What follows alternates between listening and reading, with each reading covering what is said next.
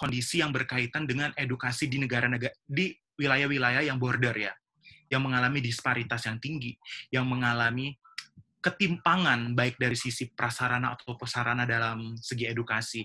Jadi artinya di sini kalau teman-teman punya kesempatan untuk join Indonesia Mengajar dan teman-teman suka menjadi seorang relawan, kenapa tidak untuk mencoba hal tersebut sih? Karena banyak banget pastinya value yang akan teman-teman dapatkan di sana. Seperti itu. Wow, jadi intinya bagaimana cara kita aja ya untuk menjalankan aja, ambil semua peluang yang ada gitu. Karena kita we never know kan, gitu. Ya. Benar banget. Oke, selanjutnya Julia akan membacakan pertanyaan dari sebentar.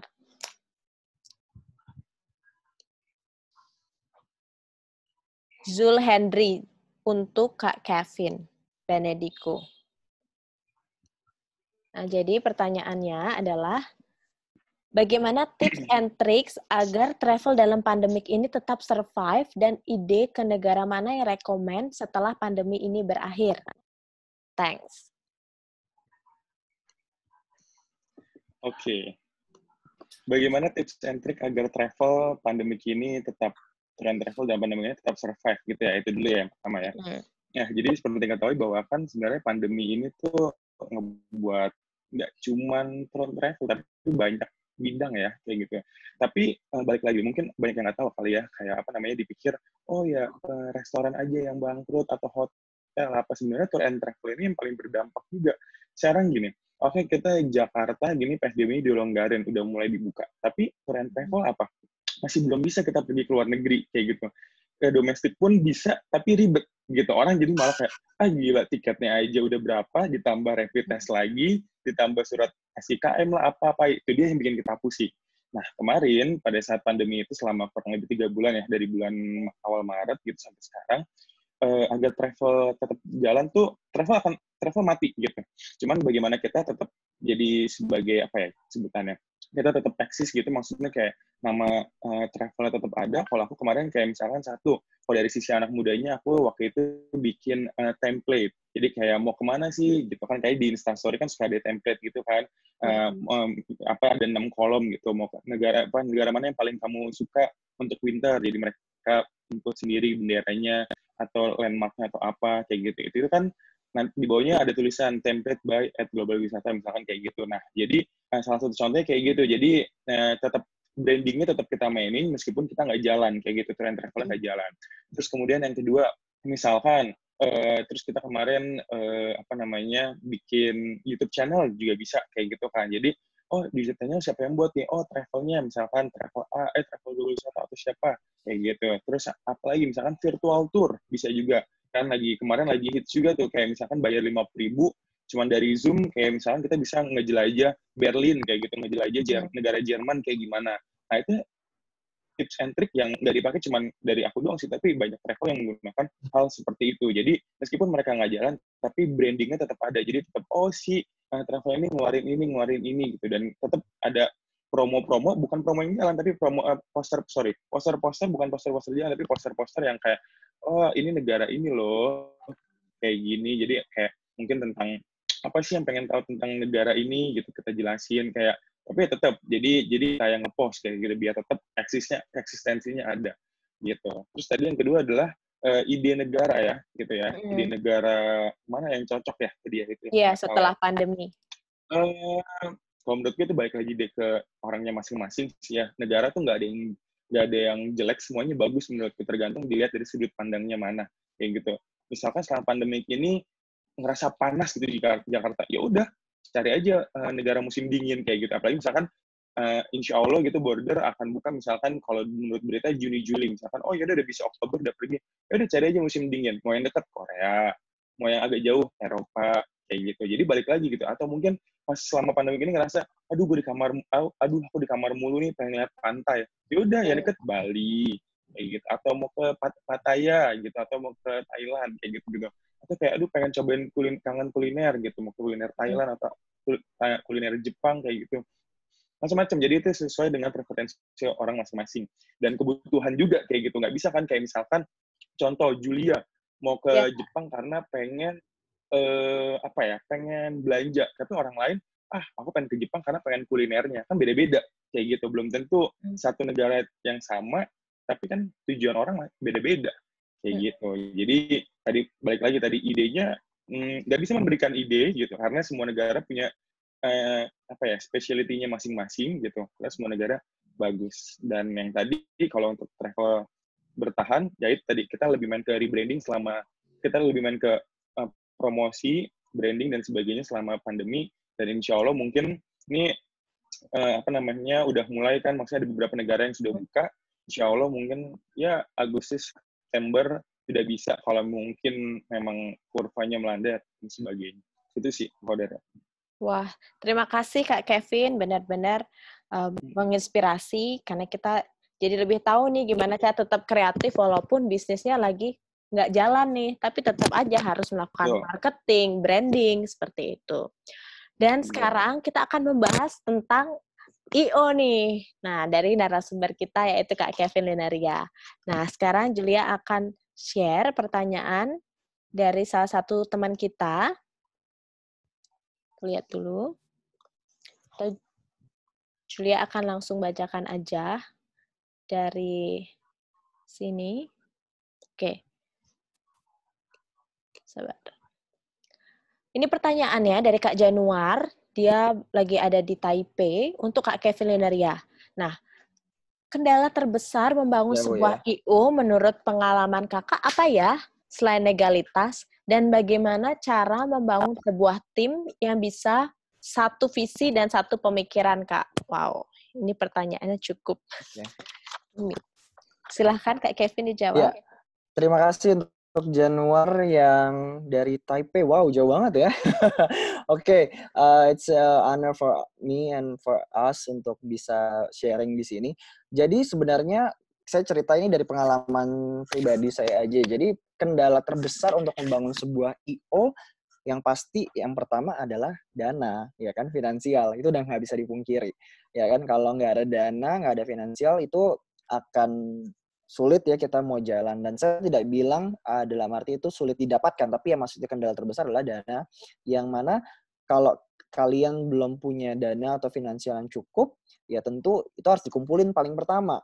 Setelah itu kalian mau ngapain aja sebenarnya bisa. Nah, yang kedua ada tadi legalitasnya. Legalitas itu pastinya kalian harus mengurus ya, apalagi sekarang kalau memang kalian sudah dream untuk menjadi I.O. yang profesional, I.O. yang besar, mau itu ke pemerintahan atau ke private sector, ke swasta, itu membutuhkan legalitas. Apa aja sih? Misalnya contohnya kayak akta, ada SIUP, surat izin usaha perdagangan, nah, dan lain sebagainya. Itu teman-teman bisa cari sendiri. Dan yang paling penting sekarang adalah pajak, misalnya NPWP, lalu ada namanya PKP, pengusaha kena pajak.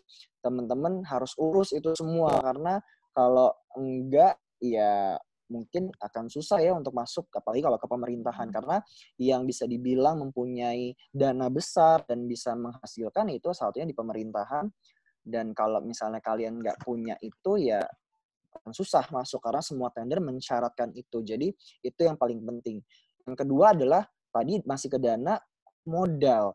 Nah, kadang nggak semua klien, baik itu pemerintah atau swasta, bisa langsung membayar di depan. That's why kita harus punya modal nih. Dia kadang membayarnya tuh dibagi beberapa termin. Misalnya ada 3 termin, misalnya 50, lalu ada 30, terakhir setelah laporan diberikan 20% pelunasan. Ada juga yang kadang dikasih DP itu 30% aja di awal. Nanti pada saat hari H atau apa, itu tergantung dari kliennya. Nah, jadi ketika I.O.-nya itu tidak punya modal atau dana, ya cukup sulit ya. Nah, tapi di sini saya nggak bilang itu bukan itu, saya nggak bilang itu hal yang mustahil, karena banyak cara yang bisa teman-teman lakukan. Misalnya kalau ke vendor, misalnya kalian sudah bilang vendor, saya dibayar itu tanggal 15, boleh nggak saya booking kalian dulu, jadi nanti pada saat dibayar oleh klien saya akan bayarkan, tapi yang penting kan sudah terbooking dulu, jadi sudah terorganize dulu. Yang kedua adalah perekrutan sumber daya manusia. Ini yang cukup menjadi kendala atau tantangan besar, karena di Indonesia ini banyak sekali sebenarnya sumber dayanya. tapi entah kenapa satu, kita mungkin dari segi perekrutannya atau mungkin akses informasinya yang masih belum terjamah kemana-mana. That's why disitulah tuh teman-teman harus punya skill atau cara-cara atau strategi-strategi untuk publikasi. Nah, kalau di awal-awal dulu saya belum pakai yang namanya paid promotion, si organik. Misalnya pakai Instagram, itu pun belum yang berbayar kan untuk kayak ads-nya, advertising-nya. Saya masih pakai cara-cara organik di Facebook. Dan disitulah makanya kalian sebelum misalnya mau join atau mau bangun usaha itu, perbanyaklah akses kalian. Perbanyaklah channel kalian. Dari situ kalian bisa banyak. Karena di awal itu sebelum IO saya berdiri dan punya banyak kru, atau tim, itu saya juga memakai teman-teman saya dulu. Dari situ baru nanti saya bisa semakin meluas. Karena dengan begitu kan mereka menjadi agent of yang corongnya kita ya, yang agent kita untuk menyebarkan tentang perusahaan kita untuk bisa dipakai. Kayak gitu. Kendala yang ketiga tentu adalah ide-ide kreatif. Kalian harus selalu up to date dengan perkembangan zaman ini. Karena dengan perkembangan zaman, dengan berbagai saingan IO ini, pastinya kita berlomba-lomba yang dijual adalah ide. Dan disitulah yang mahal dari sebuah IO. Belum tentu IO satu dan IO lain tuh punya ide yang sama. Dan disitu yang dijual. Nah, kalian gimana caranya biar bisa kreatif? Ya tentu harus up to date dengan perkembangan zaman. Dari banyak membaca, tadi kata Andy sudah disebutkan. Banyak lihat-lihat. Jadi Instagram tuh jangan dipakai cuma buat nyinyir-nyinyir gitu ya di lambe tura atau gimana. Tapi dipakai buat kalian untuk research. Kalian lihat-lihat aja apa yang lagi hype sekarang, terus pasti kalau itu kalian harus strategi, terus berpikir apa lagi yang bisa dipakai untuk jadi ide. Nah, kalau menurut saya itu kendala terbesar. Nah, tadi pertanyaan kedua mengenai bagaimana supaya tim kita itu bisa menjadi satu pemikiran, mempunyai visi dan misi yang sama. Saya selalu bilang ke tim saya, kita ini menjadi tim profesional, tapi memang ada beberapa kendala, kadang mungkin ini dihadapi oleh berbagai pengusaha yang kalau memang dia itu bersama-sama membangun bisnis bersama teman. Kadang pertemanan, apalagi yang sudah dekat banget, itu kadang akan sulit membedakan mana profesionalitas, mana pertemanan. Dan disitulah individunya masing-masing yang harus mempunyai jiwa leadership yang baik, bagaimana mengontrol emosi, mengontrol orang lain. Ya, makanya kalau di banyak seminar, leadership itu penting sekali, bukan hanya ke orang lain, tapi juga leadership kepada diri kita sendiri. Kalau saya sih melihatnya seperti itu. Yang kedua, kita harus membuat mereka merasa nyaman. Kita maunya adalah di sini belajar bersama, kita berusaha bekerja bersama.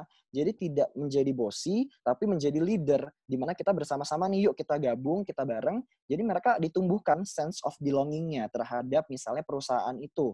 Dengan begitu mereka semua bekerjanya akan dengan hati, mereka juga akan bekerja dengan tidak tanpa beban. Jadi dengan begitu kita bisa bersama-sama untuk majunya. Kalau saya sih mungkin awal-awalnya seperti itu.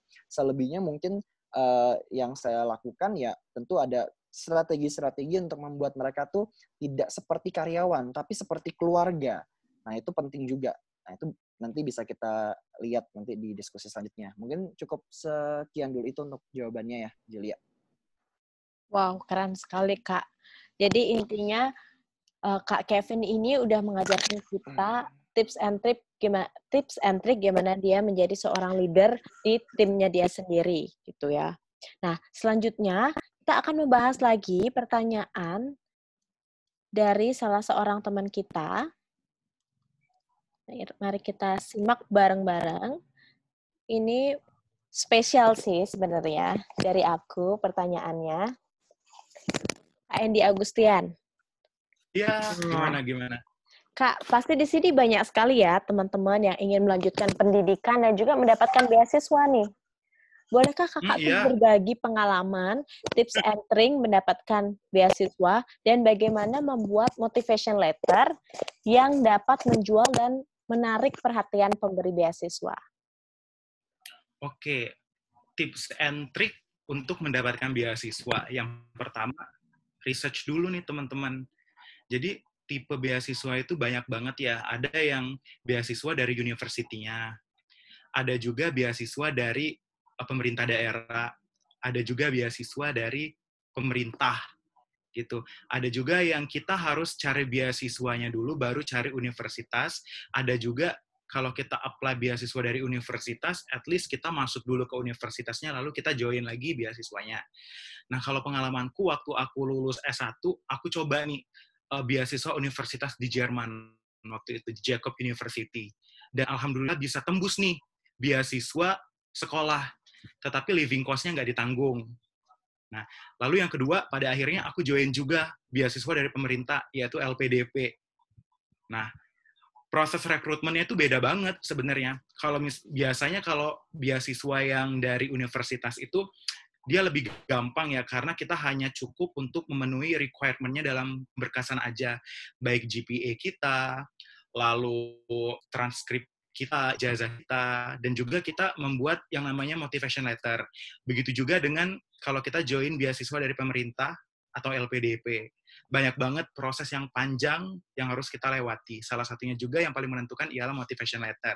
Nah, yang membedakannya ialah motivation letter dari beasiswa dari universitas dengan beasiswa dari lembaga pemerintah, itu lebih ke ways-nya aja sih caranya. Kalau dari universitas itu biasanya general aja, tapi kalau misalnya dari pemerintah ini, berdasarkan pengalamanku, kita harus mencari sisi lain yang membuat kita berbeda. Artinya gini, oke, ketika aku S1 kemarin pengen S2, biasanya kontribusi apa yang akan teman-teman berikan ketika pemerintah ini memberikan beasiswa? Banyak banget yang bikin motivation letter itu tentang pentingnya pendidikan sehingga nanti aku akan menjadi seorang tenaga pendidik. Ada juga yang bilang pentingnya ilmu yang telah aku perdalami dan aku akan mengaplikasinya kepada masyarakat. Nah, kalau boleh sharing, aku waktu itu membuat motivation letter tentang keikhlasan dan kejujuran dalam belajar. Judul dan temanya itu aku angkat seperti itu, keikhlasan dan kejujuran dalam belajar. Artinya di sini, ketika pemerintah memberikanku beasiswa, aku akan benar-benar jujur dan aku akan benar-benar tulus untuk menceritakan experience-ku, dan ketika pemerintah memberikan aku beasiswa, aku akan mengimplementasikan tersebut kepada dunia. Dalam hal ini adalah Indonesia. Kayak gitu. Lalu yang berikutnya ialah untuk membuat motivation letter itu sangat sulit sih teman-teman menurutku, karena motivation letter itu sama halnya seperti kita merefleksikan diri kita ke dalam diri kita. Jadi kita harus benar-benar start from within ketika kita membuat motivation letter itu. Kita meluangkan waktu yang sangat banyak banget, bahkan waktu itu aku membuat motivation letter itu sampai 1 bulan. Dan mengalami revisi yang sangat banyak banget dari teman-temanku yang sudah punya pengalaman ketika mereka lolos beasiswa tersebut. Lalu, yang paling penting lagi ialah bagaimana cara kita untuk into the motivation letter. Kayak gitu. Artinya tidak hanya kita melihat perkembangan zaman, tetapi sangat penting banget ketika kita melihat fenomena yang ada secara langsung. Dan teman-teman harus menuangkan hal tersebut ke dalam, ya kalau teman-teman punya skill untuk menuangkan kata-kata secara tersirat, itu sangat menjual banget sih menurutku, karena being different is good. Karena banyak banget yang apply beasiswa, tapi yang dicari ialah motivation letter yang unik sih, Dek. Kayak gitu. Oke. Baik. Jadi intinya adalah kita harus mau menerima proses ya, Kak ya. Berproses. Ya, balik lagi. Ya. Apalagi dalam membuat motivasi letter itu kita harus research dulu gitu kan. Nah, keren banget sih pemaparan dari Kak Andy ini. Dan sekarang pertanyaan selanjutnya akan ditujukan kepada Kak Kevin Benedict. Sekarang Julia akan share pertanyaannya supaya teman-teman bisa lihat semuanya. Nah, ini dia. Dari Shiva. Dia dari Jakarta untuk Kevin. Dalam berbisnis tentunya kita membutuhkan partner bisnis. Nah, bagaimana cara memilih partner sendiri secara internal dan bagaimana cara membangun koneksi dengan sesama pebisnis lainnya? Oke. Partner bisnis ya, ini dia nih. Ini juga lumayan cukup berat ya, apalagi kalau misalkan kita tadi yang seperti tadi kalau nggak salah Kevin ini udah sampai nih, kadang suka profesional sama pertemanan tuh jadi susah, jadi agak jadi susah kayak gitu ya. Nah, oke. partner bisnis gitu. Kebetulan aku kan nggak cuma di travel juga, nggak cuma di travel doang, dulu pernah di kuliner juga kayak gitu ya. Nah, partner bisnis ini kita harus benar-benar lihat nih, maksudnya apalagi kalau aku pribadi paling nggak enak kalau partner bisnis itu sama saudara. Maksudnya bukan saudara kandung aja ya, tapi juga saudara sepupu atau sebagainya, itu yang paling susah. Karena apa? Jadi ketika misalkan kita ada masalah dalam bisnis, itu malah jadi ngancurin hubungan keluarga gitu. Banyak tuh kejadian-kejadian yang sering terjadi kayak gitu. Nggak cuma di keluarga, tapi di misalkan kita partner bisnis sama sahabat sendiri atau teman sendiri, banyak juga yang kayak gitu. Setiap ada masalah, jadinya udah bisnis yang nggak jalan, maksudnya bisnisnya udah kelar, pertemanannya jadi ikutan kelar, kayak gitu tuh. Nah, makanya kalau aku pribadi gitu, maksudnya bagaimana cara memilih partner bisnis yang baik itu adalah kita dari awal udah ngomong kalau perlu ngomongnya belak-belakan gitu, maksudnya kayak ngomongnya udah harus jelas gitu. Kita tujuannya A, ada hitam di atas putih, gimana kalau terjadi masalah seperti ini dan gitu. Dan sebelum kita memilih partner bisnis, maksudnya sebelum kita memilih partner bisnis itu kita harus sudah tahu gitu sifatnya dia kayak gimana kayak gitu. Karena aku pribadi ini orang yang nggak gampang percaya gitu. Maksudnya kayak misalkan aku menjalin tour and travel ini. Sebenarnya tour and travel aku ini pun juga awalnya bukan yang sama yang sekarang kayak gitu. Ini udah berganti, ibaratnya 2 periode kali ya. Periode pertama sama orang si A sama B, terus nih dia A sama B ini punya kesibukan lain, ganti periode berikutnya sama orang yang lain lagi, ganti lagi karena punya kesibukan lain, punya periode sama partner bisnis yang lain gitu. Nah, kalau aku pribadi memilih itu kan, maksudnya partner itu kan yang support kita satu sama lain ya gitu. Nah, kalau emang partnernya udah nggak bisa nge-support satu sama lain, aku mendingan ganti kayak gitu. Nah, kebetulan aku ini pas jalan bisnis travel ini nih adalah emang dari kemauan diri sendiri kayak gitu. Jadi once partner yang nggak bisa nge-support, aku masih bisa nge-backup gitu dengan diriku sendiri kayak gitu. Nah, kalau misalkan mungkin di bisnis lain gitu ya, atau di nggak cuma di travel atau di bisnis lainnya itu, kalau menurutku adalah tadi seperti yang aku bilang, kamu diomongin dulu sama partner kamu tujuannya apa, terus kayak yang mau kalian capai apa, terus ada hitam di atas putih, pembagiannya kayak gimana, kayak gitu. Jadi once ketika ada masalah, udah jelas nih, oh waktu itu perjanjiannya adalah kita A, B, C, D, E, sampai Z gitu. Jadi nggak perlu ada yang dimasain lagi. Jadi once ketika misalkan someday bisnisnya udah nggak jalan lagi, atau misalkan bangkrut gitu, nah pertemanannya juga nggak ikutan hilang kayak gitu, nggak ikutan selesai juga kayak gitu. Jadi benar-benar harus jelas, harus diomongin dari awal maunya apa dan tujuannya apa kayak gitu. Terus kemudian tadi apa pertanyaan berikutnya? Sorry, tadi apa? Jadi dalam berbisnis tentunya kita membutuhkan partner bisnis. Nah, bagaimana cara memilih partner sendiri secara internal dan bagaimana cara membangun koneksi dengan sesama pebisnis lainnya? Oke. Membangun koneksi sama bisnis lainnya ya gitu. Nah, kalau aku pribadi, maksudnya aku memanfaatkan channel-channel atau link-link yang udah ada kayak gitu. Jadi nggak selama ini aku suka traveling, punya bisnis travel, maunya kayaknya partnernya bisnisnya yang berhubungan berkoneksi dengan yang travel aja kayak gitu. Enggak. Kita aku bisnis-bisnis lainnya juga, karena kan misalkan contoh kita traveling gitu kan nggak cuman kita pergi kemana, ngurusin orang-orang pergi, tapi kita juga ngurusin hotelnya, ngurusin busnya, terus kemudian juga mungkin mau pakai catering di luar sana kayak gitu. Nah, kalau aku membangun koneksinya adalah dengan kayak ya udah, misalkan aku dulu pergi ke luar negeri, aku biasanya orang survei dulu, misalkan aku contoh survei ke Eropa kayak gitu. Ya udah, aku udah cari nih di internet nih, misalkan travel khusus bagian Eropa misalkan kayak gitu, misalkan khusus Jerman kayak gitu. Aku list nih, oh ada travel A, B, C, D, E. Udah, aku waktu awal-awal backpackeran, aku pasti selama pergi, misalkan let's say pergi 7 hari, ada 1-2 hari itu aku di mana nyari yang tour and travel yang bisa diajak kerjasama kayak gitu. Jadi aku pas ke sana, aku lihat nih, oh misalkan travel A gitu, di alamatnya di Jerman gitu, aku datengin, aku minta brosur, aku minta kartu namanya, terus habis itu travel B, aku datengin, aku brosur. Nah, once ketika aku ada grup, meskipun aku belum tapi aku bisa email sana kayak gitu. Nah, aku kayak gitu cara membangun koneksinya. Kalau misalkan belum kenal, aku email dulu, aku minta penawaran gitu kan, aku travel dari Indonesia kayak gitu.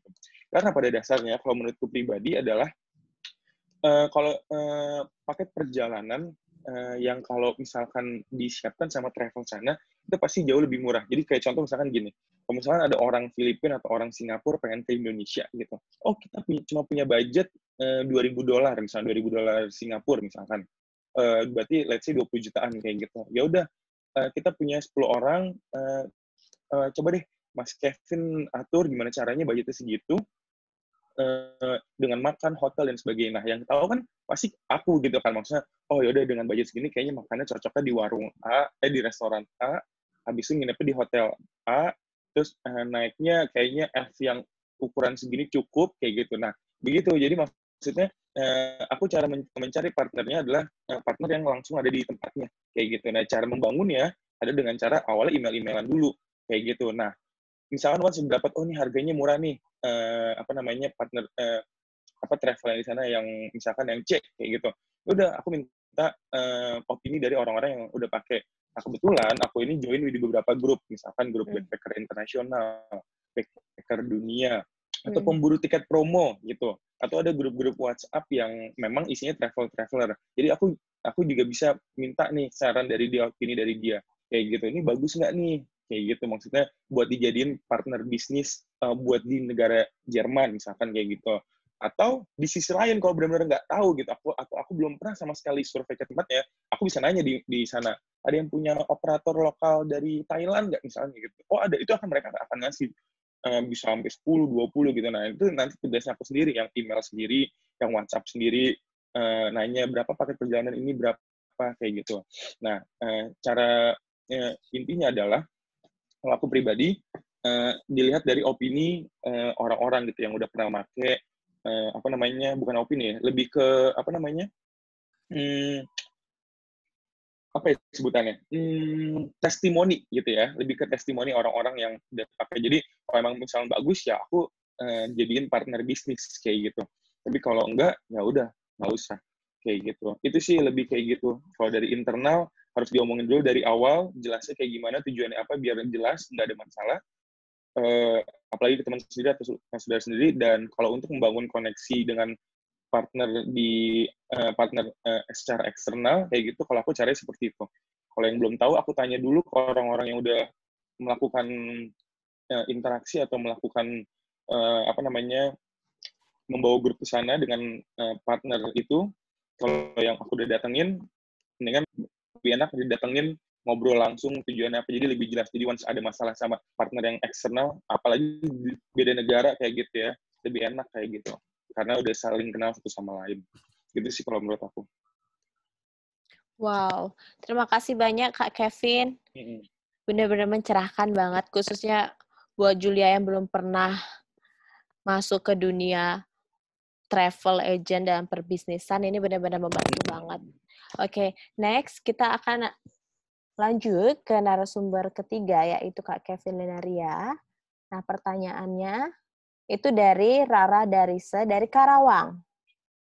Apa sih modal awal membuat sebuah I.O. yang bergerak di bidang kebudayaan? Karena perlu kita ketahui bahwa bergerak di bidang hal tersebut tidaklah mudah kan, Kak? Jadi menurut Kakak dan pengalaman Kakak, apa sih modal awal membuat sebuah I.O. yang bergerak di bidang kebudayaan tersebut? Terima kasih. Oke, terima kasih untuk Rara. Ini sepertinya juga event atau cultural enthusiast ya. Jadi tadi saya sudah sempat singgung, tapi secara general modal awal dalam bisa membangun bisnis atau dalam membuat suatu I.O. dari segi dana dan juga legalitas. Tapi kalau misalnya sekarang pertanyaan lebih spesifik mengenai untuk I.O. yang berfokus di bidang kebudayaan.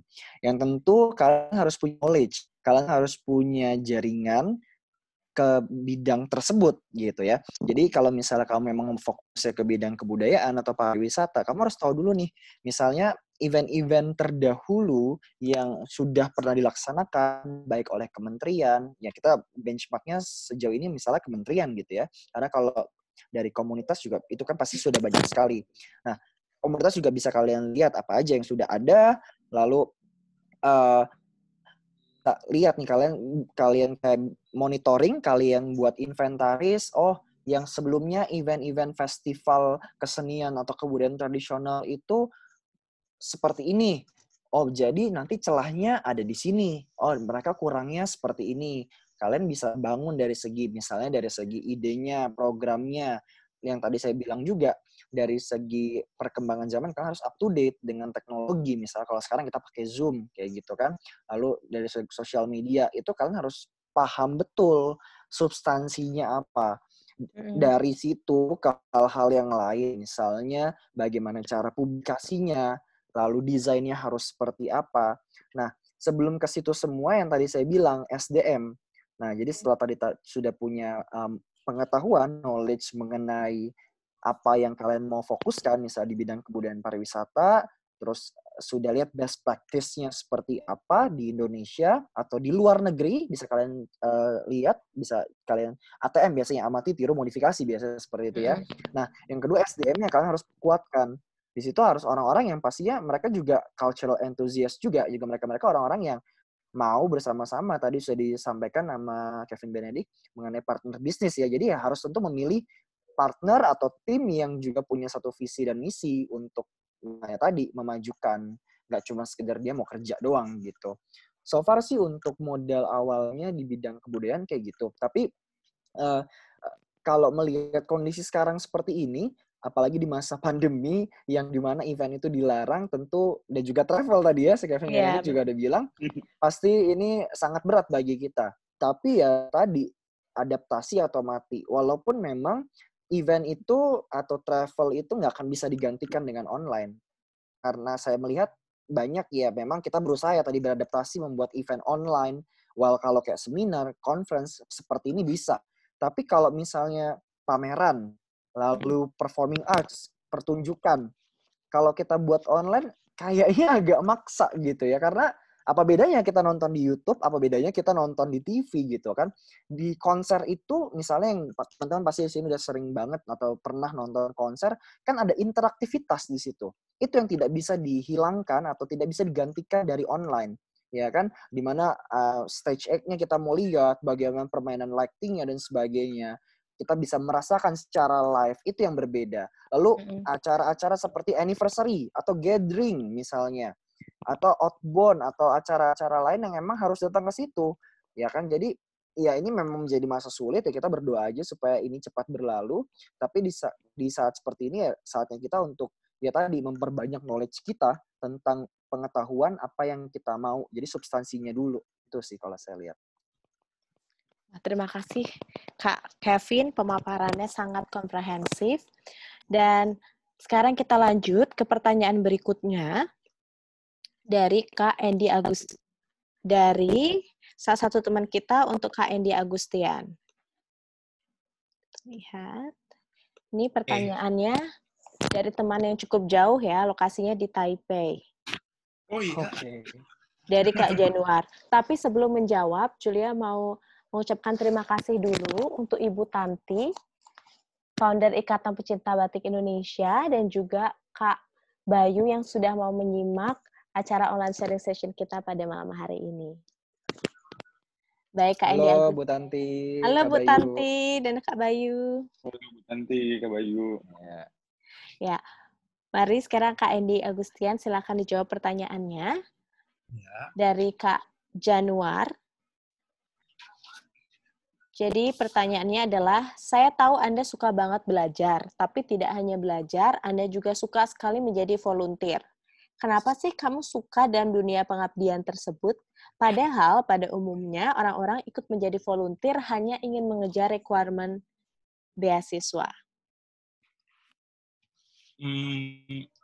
Kok berat banget ya dibilang suka banget belajar. Aku kayaknya sama aja deh sama kayak teman-teman semua. Teman-teman semua pasti juga suka kok yang namanya belajar gitu loh. Tapi versinya aja kali yang berbeda-beda kali ya. Oke, kenapa aku suka banget terlibat dalam sebuah volunteer pengabdian, khususnya di bidang edukasi. Kebanyakan orang memang join volunteer karena ada maksud dan tujuan untuk apply beasiswa nih. Tapi back again, case-nya di aku itu kebalik. Jadi kayak aku keterima dulu beasiswa, baru aku realize, aku sadar bahwa pentingnya untuk menjadi seorang volunteer gitu. Karena ketika aku mendapatkan beasiswa, seperti yang telah aku jelaskan sebelumnya, itu kayak semacam kejujuran atau ketulusan kita dalam belajar sih. Artinya itu ialah tanggung jawab ya yang harus kita lakukan. Balik lagi ke hobi saya yang suka di bidang, atau passion saya tepatnya di bidang pendidikan, yang saya highlight di sini ialah bukan bagaimana mencari gelar atau bukan bagaimana mengeksekusi subjek, tetapi saya sangat suka banget dalam proses menginspirasi gitu loh. Dan saya rasa ketika saya menjadi seorang volunteer, saya happy aja ketemu dengan anak-anak kecil, ketemu dengan masyarakat yang butuh sebenarnya knowledge dari kita. Dua pengalaman yang sangat menarik banget yang pernah aku rasakan ialah ketika saya menjadi relawan atau volunteer di Lombok. Waktu itu ada gempa ya. Nah, di sana saya merasakan benar-benar fenomena trauma pada anak-anak. Sebenarnya yang mereka butuhkan ialah motivasi sih. Oke, setiap orang bisa memotivasi, tetapi yang paling penting ialah ketika kita menjadi volunteer, bagaimana approaching kita kepada mereka. Agar ketika kita menjadi relawan, kita benar-benar memberikan impact maupun valuable. Saya konsisten sih sebenarnya berstorytelling gitu loh. Jadi saya membawa media. Waktu itu saya bawa boneka Mario yang memang sudah saya sering kali ya bawa ketika saya volunteer di beberapa wilayah di Indonesia gitu. Dan itu sangat efektif banget dan mereka suka. Dan sesimpel itu, ketika aku bisa bercerita tentang apa yang aku punya kepada mereka, kayak energi positif atau energi itu bisa terkumpul gitu loh di diriku. Lalu pengalaman yang sangat menarik lagi ketika aku join PPI Dunia Mengabdi bersama teman-teman hebat di seluruh dunia, Perhimpunan Persatuan Indonesia Sedunia. Kita waktu itu memberikan motivasi kepada anak-anak, temanya cerahkan mimpi untuk anak bangsa. Simple banget. Tetapi di Banyuwangi sana, ternyata pendidikan psikis itu sangat penting banget. Dari cuci tangan, dari cara mereka menyapa antar teman-teman mereka, dari cara mereka untuk menghormati orang yang lebih tua, itu sangat penting banget dididik. Gitu. Artinya di sini, oke, kita kuliah atau kita belajar dalam hal akademik, itu penting banget ya. Tetapi yang saya dapatkan ialah ketika saya mengikuti volunteer, esensi dari keseimbangan antara pendidikan psikis dan juga pendidikan formal itu saya dapatin sih sebenarnya. Jadi kayak dapat value yang luar biasa banget ketika saya menjadi seorang volunteer. Nah, balik lagi nih, karena pattern hidup saya ini berbeda dengan orang yang join volunteer dulu baru apply beasiswa, tapi saya dapat beasiswa dulu baru join volunteer. Jadi kayak benar-benar esensi dari tanggung jawab saya kepada masyarakat juga sih sebenarnya, kayak gitu. Jadi lebih ke hati ya Kak ya, permasalahan hati dan keinginan nurani ya, gitu ya. Mungkin banyak ya orang yang bilang fake, tapi ya gimana sih kalau teman-teman sudah mendapatkan titik terendah atau titik ternyaman, saya rasa teman-teman akan ikhlas tulus aja sih melakukan hal tersebut. Baik, gitu. Luar biasa sekali Kak Endi. Kita benar-benar dapat pencerahan nih dari Kak Endi sendiri dan pengalamannya dalam bidang pervolunteeran. Nah, selanjutnya akan dilanjutkan oleh pembicara kedua, yaitu Kak Kevin Benedict. Karena ini sudah cukup banyak kakak-kakak dan teman-teman yang bertanya ke Kak Kevin Benedict. Jadi aku akan langsung share aja pertanyaannya. Jadi, oke. Ini dari Cikarang, namanya William. Pertanyaan sebenarnya untuk kedua Kevin ya, tapi Kak Kevin Benedico bisa jawab dahulu dan menyelesaikan beberapa pertanyaan. Selanjutnya baru kita akan lanjutkan dengan Kak Kevin dan Daria. Oke, ini pertanyaannya. Untuk yang on business pastinya bakal menghadapi yang namanya orang-orang resign, baik itu cepat atau lama, entah apapun alasannya. Semisal, kita udah nyaman sama orang-orang yang udah kerja bareng, ternyata dia resign, dan kita harus cari orang baru. Karena nggak semua orang itu memang ingin bertahan di tempat tersebut, entah planning ke depannya apa. Apa yang harus kita lakukan untuk menanggapi banyaknya karyawan yang keluar masuk? Apakah kita lebih baik untuk tidak terlalu berharap pada orang ini, akan bertahan terus, atau mungkin ada respon lain dari Kak Kevin? Terima kasih. Oke. Agak panjang dan berat ya pertanyaan. Oke. Ya, jadi seperti yang kita ketahui bahwa kan memang orang pasti ingin berkembang gitu ya. Jadi nggak semuanya mungkin yang kerja sama orang itu akan stay gitu. Pasti semua orang akan mikirnya kayak, oh misalkan, oh di tempat ini saya nggak berkembang nih, aku nggak berkembang ini. Kayaknya aku cari tempat lain deh, kayak gitu. Pasti orang akan berkembang dan milih yang meningkatkan dirinya sendiri, kayak gitu kan. Nah, kalau aku pribadi, misalkan aku udah nyaman sama orang tersebut dan ternyata resign kayak gitu, kalau aku selalu orangnya apa ya, kalau misalkan memang pasti bisa diobrolkan dulu. Pasti kan orang itu misalkan resign, pasti aku akan ngobrolin dulu kenapa alasannya, apa alasannya, terus habis itu maunya seperti apa dianya, atau mungkin salah di aku, atau salah di perusahaan, atau apa. Pasti kita ada sesi ngobrol kayak gitu. Kita akan bertanya apa yang membuat orang itu yang kita udah nyaman, orang itu juga udah nyaman, tapi tiba-tiba dia meninggalkan perusahaan itu. Kalau aku pribadi lebih ke ngobrol secara internal dan tatap muka antara aku dan juga orang tersebut kayak gitu. Nah, kalau memang masih bisa diakali, masih bisa kita apa namanya jalan dan kita atasi masalah itu satu sama lain untuk dia tetap stay ya show harus jalan kayak gitu, show must go on, still go on gitu. Nah tapi kalau misalkan memang udah nggak bisa loh dari dia memang oh aku nggak bisa di tempat ini udah harus berkembang kayak gitu, ya udah. Jadi apa namanya kita nggak bisa memaksa orang, nggak ada yang suka dipaksa gitu, ya kan? Maksudnya ya udah biarkan dia berkembangkan dirinya di tempat yang lain kayak gitu. Nah perkara kalau kita udah nyaman apa tadi udah nyaman ya tadi apa katanya? Yeah. Perkara kalau misalkan kita udah nyaman sama orang itu ya udah gitu. Masih banyak ikan di laut kayak gitu. Masih banyak juga orang-orang lain yang sama kayak dia. Tergantung kita nyarinya kayak gimana kayak gitu. Pasti ada ketemu kayak gitu. Nggak bisa kita mengandalkan satu orang itu saja gitu. Terus orang itu pergi terus kita jadi bingungan gitu. Masih banyak orang lain yang mau di posisi itu. Masih banyak orang lain yang bisa kita percaya kayak gitu. Jadi ya udah apa namanya biarkan dia berkembang dengan dirinya dan dunia dan di bidang lain atau di tempat lain, kita cari baru yang masih mau belajar bersama kita, memajukan perusahaan yang sama dan sesuai dengan visi dan misi yang nantinya akan kita buat bersama. Kayak gitu sih kalau aku pribadi. Wow, keren banget ya, Kak. Jadi intinya... Aku nambahin dikit kali ya, dari jawaban boleh. juga ya. Nah, ya jadi dari pengalaman juga benar banget sih apa yang ditanyakan oleh William dari Cikarang ini mengenai turnover dalam sebuah company, apalagi itu bukan company yang kita masih startup, masih baru membangun perusahaannya. Ya tadi benar yang Kevin Benedict sudah bilang bahwa tiap orang pasti mau ada berkembang, ada tawaran lain, tentu mereka bisa punya pertimbangan-pertimbangan lain. That's why kita sebagai yang punya bisnisnya, kita yang membangunnya dari awal, kita tadi sudah harus menjelaskan. Misalnya, apakah ini adalah legalitasnya, misalnya kontraknya seperti apa mereka. Tapi terkadang, walaupun sudah ada kontrak juga, kita tidak bisa memaksa mereka untuk stay.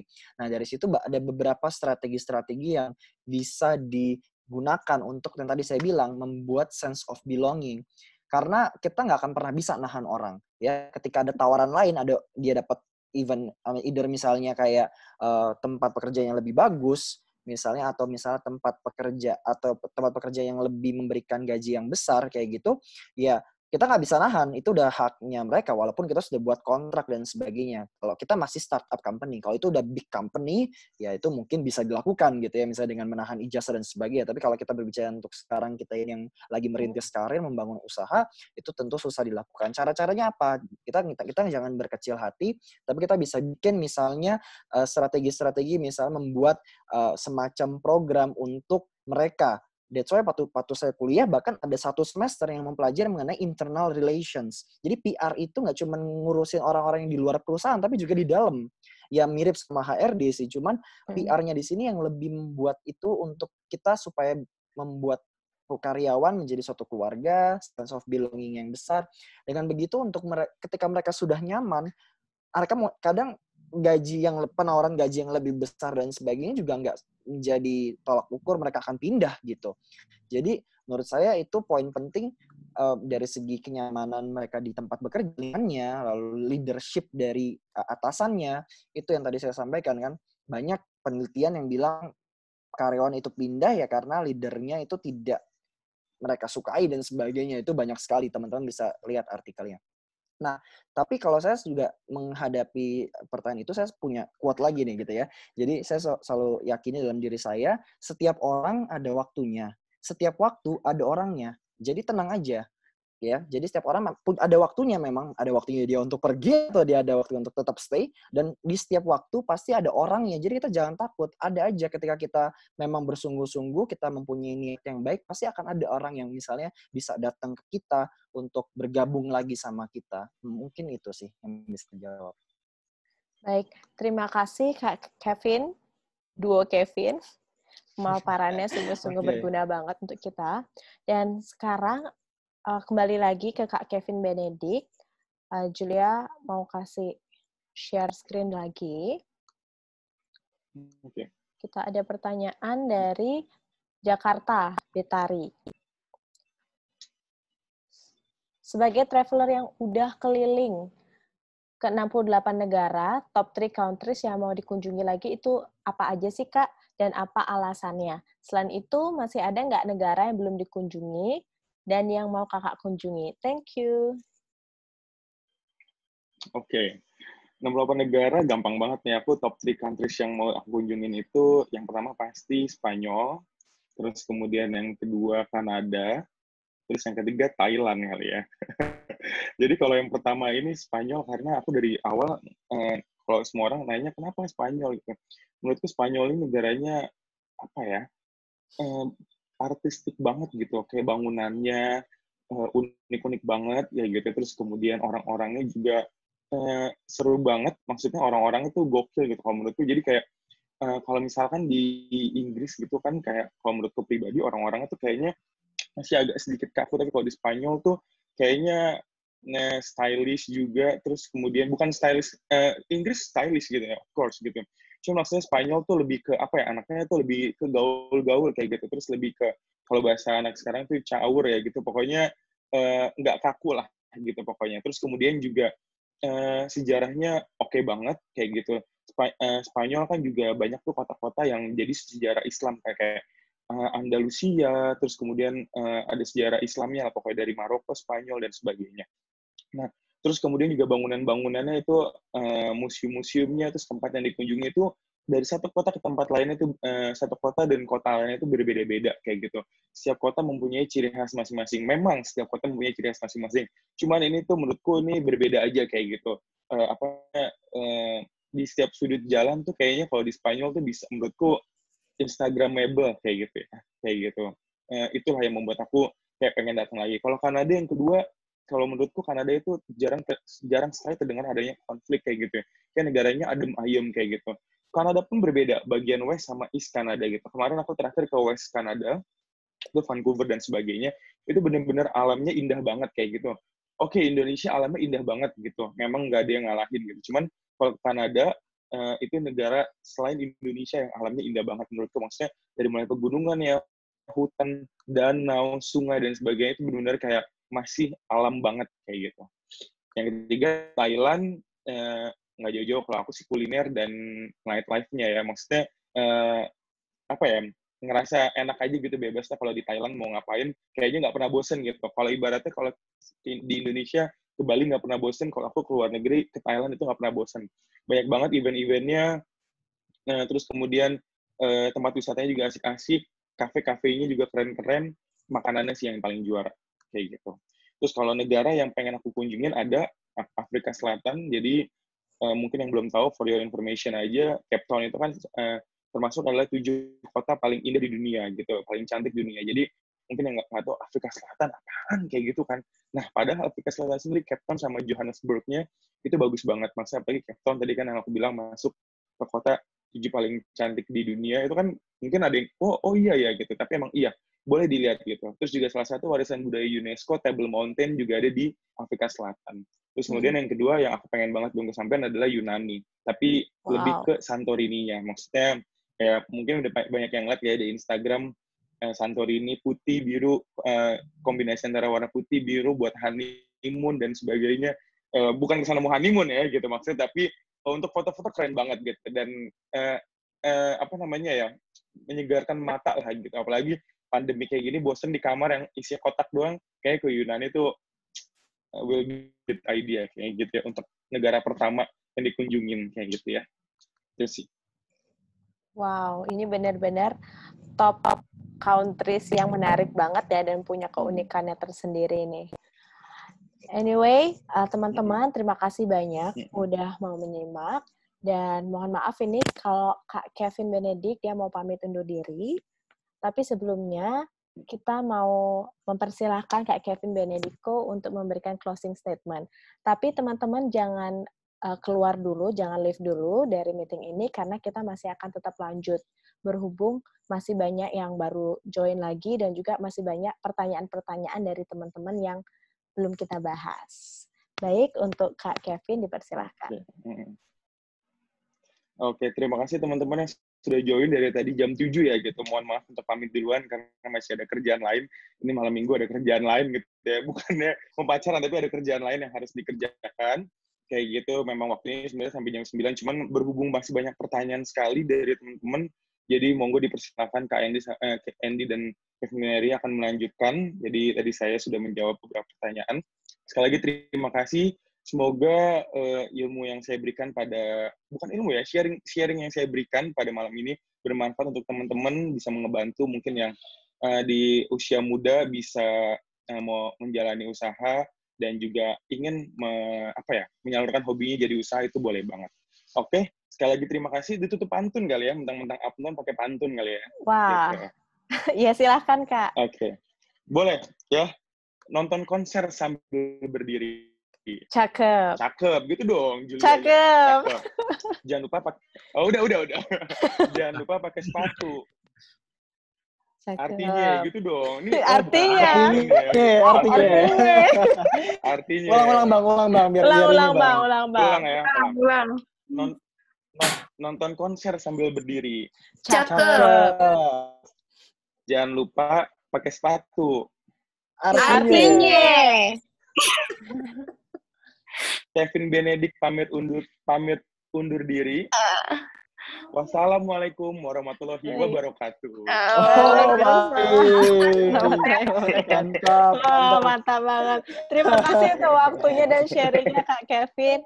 Silakan melanjutkan kegiatannya. Terima kasih banyak. Oke, terima kasih banyak Julia. Dadah. Ya, teman-teman. Assalamualaikum warahmatullahi wabarakatuh. Waalaikumsalam warahmatullahi wabarakatuh. Dah. Wah, terima kasih teman-teman. Ternyata sudah 2 jam lebih dan teman-teman masih banyak yang stay dan begitu antusias untuk menonton online sharing session dari kita. Nah, sekarang kita akan lanjut ke pembicara selanjutnya, yaitu Kak Andy Agustian.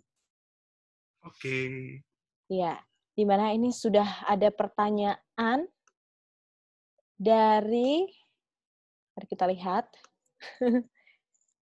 Shiva. Oke. Selama kakak terjun ke dunia edukasi volunteer, nggak akan terlepas dari segi finansial kan ya? Nah, pertanyaannya, income untuk mensupport kegiatan kakak terrealisasi berasal dari pribadi atau ada sponsor? Ketika memulai, bagaimana mendapatkan dan menetapkan income, dan ketika sudah seperti saat ini, bagaimana meningkatkan income finansial? Apakah kakak juga membuat proposal agar mendapatkan sponsor dari instansi atau perusahaan? Tambahan income di sini bukan untuk pribadi, melainkan untuk merealisasikan kegiatan kakak. Oke. Jadi gini teman-teman, seperti yang saya bilang tadi, bahwa kayak patternku ini kebalik gitu loh. Ada teman-teman yang jadi volunteer dulu baru berkarir, tetapi kalau case-nya di aku ini, aku berkarir dulu baru terjun ke volunteer. Nah, jadi kan kebetulan saya sebagai dosen di salah satu universitas di Kota Palembang. Nah, ketika saya join volunteer tersebut, artinya itu masuk dalam program kerja saya. Jadi menjadi dosen itu kan ada 3 kewajiban nih, Tridharma perguruan tinggi, meneliti, mengajar, dan mengabdi. Nah, salah satunya ialah saya merealisasikan tujuan ketiga Tridharma perguruan tinggi nih, mengabdi dengan cara join volunteer untuk bisa merealisasikan apa yang saya harus lakukan sebagai seorang dosen untuk memberikan pengabdian kepada masyarakat. Kalau ditanya sponsornya ada apa enggak, dari pemerintah ada untuk dosen itu sendiri gitu loh. Jadi memang ada dananya tersendiri untuk terjun ke lapangan mengabdi kepada masyarakat. Tetapi mungkin ini kasusnya berbeda nih. Kalau misalnya kita join volunteer dari organisasi, misalnya organisasi itu sudah besar, kayak dari PPI Dunia mungkin ya, seperti volunteer yang aku ikutin beberapa bulan yang lalu, yaitu bulan Januari, itu dari internal memang ada sendiri dananya, karena ketika mereka membuat suatu event pengabdian, mau tidak mau harus mencari sponsorship dan juga bekerja sama dengan pemerintah. Biasanya itu kalau kita berkaitan dengan edukasi, kita akan bekerja sama dengan Kementerian Pendidikan dan Kebudayaan Republik Indonesia. Dan juga akan berkoordinasi dengan instansi-instansi ataupun SKPD yang terdapat di regional tempat kita melakukan pengabdian tersebut. Nah, kalau pertanyaan tambahan, income di sini bukan pribadi, melainkan untuk merealisasikan kegiatan kakak. Tadi, kalau untuk merealisasikan kegiatan, kalau dalam organisasi yang gede itu ada. Tapi mau membuka perspektif nih ya, buat teman-teman, khususnya memberikan pertanyaan Sifna, dana untuk pribadi itu sebenarnya ada. Jadi ketika kita sudah mendapatkan dana dari pemerintah ataupun dari organisasi yang mengadakan pengabdian tersebut, kita open recruitment untuk fully funded. Jadi bagi teman-teman yang pengen join volunteer, itu juga bisa secara gratis gitu loh. Tapi itu kuotanya terbatas, ada seleksinya kayak gitu. Nah, jadi kalau secara pribadi, karena memang ini profesiku, ini karirku di bidang pendidikan sebagai dosen, dan pengabdian ini memang sudah kewajiban yang harus aku lakukan karena berkaitan dengan jenjang karir ya, berkaitan dengan jenjang karir untuk mencari kredit juga. Jadi pemerintah memang sudah mensupport apa yang harus dilakukan, khususnya untuk melakukan pengabdian tersebut. Gitu. Semoga menjawab ya, Sifna.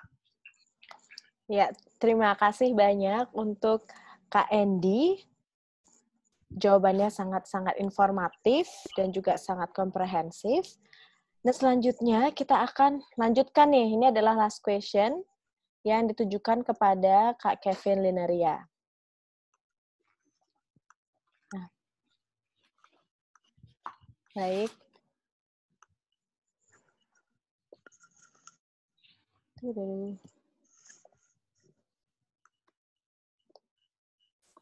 Wow, ini sudah telat 15 menit, lebih lama, tapi teman-teman masih banyak yang menyimak. Luar biasa sekali. Nah, baik ini Kak Kevin Lineria, ada pertanyaan dari Lia Aceh. Kak, saya punya hobi yang berkaitan dengan tanaman. Pada saat saya ingin mulai mengembangkan hobi tersebut, saya selalu merasa takut untuk memulai karena takut gagal. Padahal udah keluarin biaya besar, takut bosan di tengah jalan, takut ilmu yang dimiliki tidak memadai. Bagaimana caranya supaya pemikiran-pemikiran tersebut tidak menjadi penghalang kita dalam mengembangkan hobi, Kak? Terima kasih. Oke. Terima kasih Lia dari Aceh. Jadi sebenarnya ketika kamu sudah mau mulai mengembangkan hobi tersebut, sebenarnya itu udah satu jalan yang bagus ya, karena kamu sudah punya keberanian di situ. Sekarang tinggal bagaimana mindset kamu yang dibentuk untuk tidak takut itu. Kalau misalnya lihat dari tagline-nya Nike ya, just do it gitu. Itu sebenarnya benar banget tagline itu. Karena kita sudah berusaha untuk mau terjun ke tadi, misalnya kita sudah mau mengembangkan bisnis, kita nggak boleh takut karena kita sudah terlanjur nyemplung gitu loh. There is no way back untuk kita kembali. Well, untuk kita berhati-hati itu perlu dan pasti harus dilakukan. Tapi kalau misalnya kalian pengen bentuk kayak misalnya usaha kayak gitu, makanya sebelumnya tadi Candy sudah bilang adalah research. Penting. Kalian harus research dulu secara kuat. Terus kalian bisa tentukan dulu resource yang kalian punya, apa yang kalian pengen misalnya dalam bisnis kalian. Dengan begitu kalian bisa tahu, dan ketika sudah nyemplung ibaratnya kayak gitu, kalian nggak ada lagi pikiran-pikiran seperti itu. Ya, kan kita suka sering denger ya, there is a will, there is a way. Ya itu udah pasti banget sih. Kalau di Islam kan tentu dibilangin juga pasti kita harus berikhtiar dan tentu kita harus berserah kepada Tuhan. Tapi tentunya dengan usaha. Nah, dengan seperti itu pastinya akan ada jalan, pasti akan dibantu. Tapi yang tadi kita juga harus berusaha. Paling untuk jawaban itu adalah seperti itu sih untuk mindset dan sebagainya itu karena memang dari dalam diri masing-masing ya. Cuman bagaimana untuk merubah mindset ya tadi kamu harus punya amunisinya nih gitu. Gitu ya, Kak. Jadi pokoknya kita kalau udah terlalu nyemplung, lanjut aja. Gitu, harus berani mengambil resiko, ya kan? Betul. Makanya untuk itu sebelumnya ya tadi harus di research banget, harus berhati-hati, harus benar dikonsepkan dengan matang. Ya jangan pernah takut karena kalau kita nggak mulai terus mau mulainya kapan gitu loh. Kan learning by doing kan juga pasti kalian sudah sering dengar hal itu. Ya masalah gagal, masalah nantinya ada rugi atau apa, ya itu pasti resikonya. Nah, itu ya kalau kita nggak pernah ngelakuin gagal, kita nggak pernah tahu arti kesuksesan, ya kan? Itu ya Bener harus banget, kalian lalui gitu. Iya. Yeah. Wow, bijak sekali pernyataannya. Baik, kakak-kakak sekalian, sebelum kita mengakhiri online sharing session kali ini, ada baiknya kita bersama-sama mendengarkan closing statement yang bisa dimulai dari Kak Kevin Lenaria terlebih dahulu, dilanjutkan dengan Kak Andy Agustian. Oke, terima kasih sebelumnya untuk teman-teman yang sudah bergabung dan stay sampai malam hari ini, sampai jam 21 lewatan ini. Seneng banget rasanya bisa sharing apa yang pernah menjadi pengalaman kita, dan tentu ini bukan sesuatu yang absolut atau yang pasti paling benar, enggak. Kita juga masih belajar, that's why dengan adanya pertanyaan seperti ini kita kan sama-sama belajar gitu ya. Dan saya sangat terbuka sekali buat teman-teman kalau nanti misalnya masih ada yang mau nanya lagi, untuk langsung ke Instagram saya @kevilenaria untuk kita diskusi bareng-bareng, atau misalnya mau mungkin menjadi partner bisnis, boleh banget.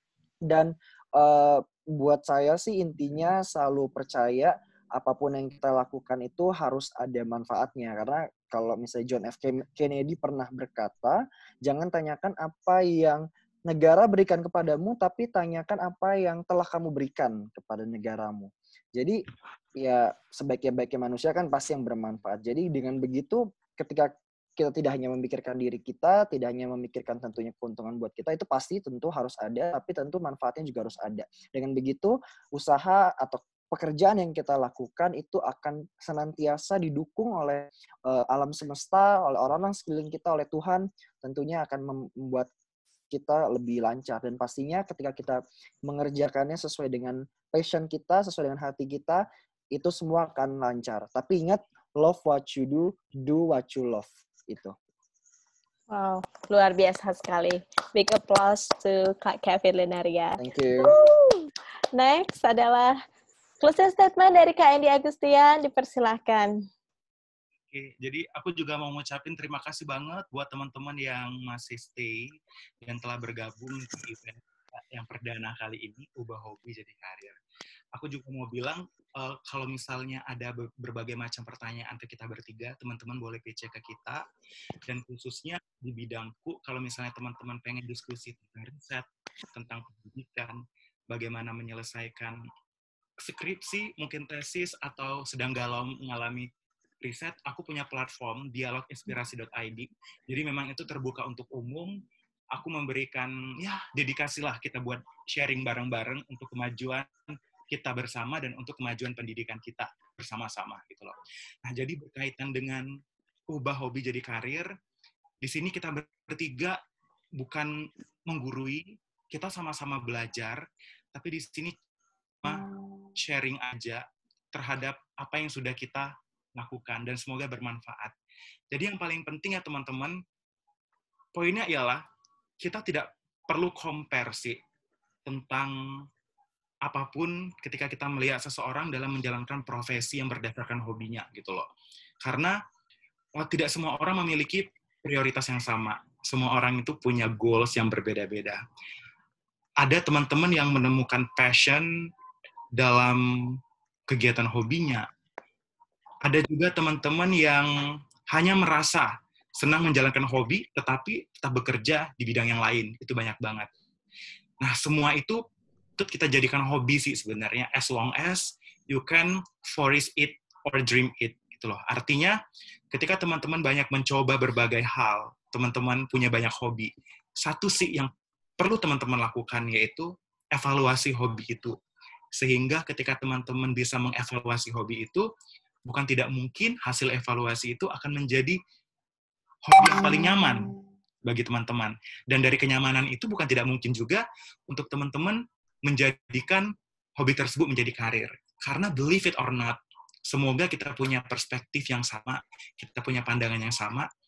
Kita hidup di dunia ini tujuannya untuk mencari kebahagiaan, baik materi ataupun non-materi.